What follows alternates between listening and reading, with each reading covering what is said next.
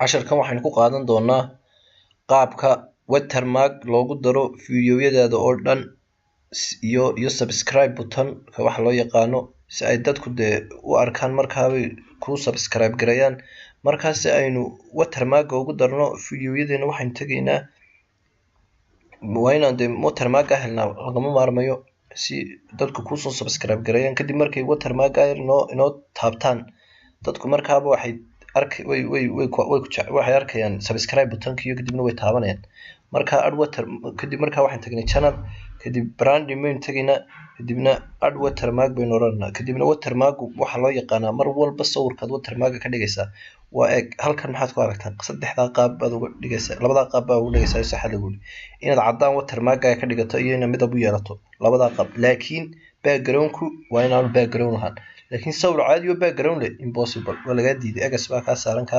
marka sawirka background-ka waa inaad ka qaadaa markaad watermark ka dhiganayso ama sawirkaaga ka dhiganayso ama loogadaada ka dhigan kartaa watermark saadanto.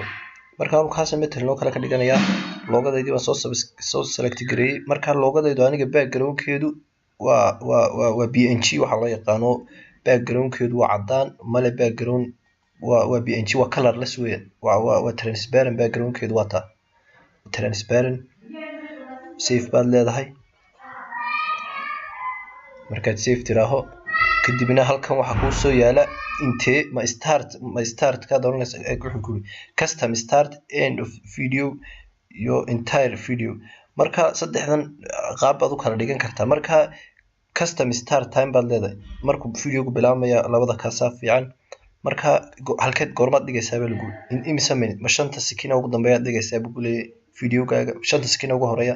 marka waxaan ka dhigaynaa 1 minute ha isku yareen 1 minute baan ka dhigaynaa. marka halka 5 ka wayna ka masaxnaa waynu ka dhignaa 0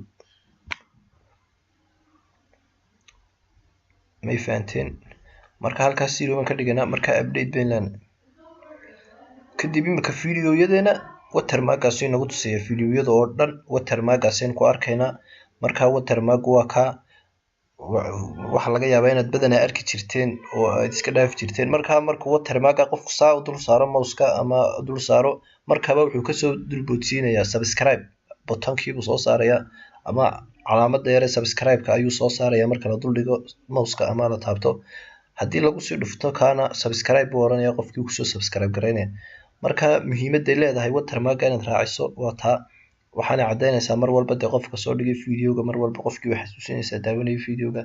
marka casharkana taas aynu ku qaadanay watermark-gaas. marka watermark-kuna waa kaas casharadeen xigeen u gudbi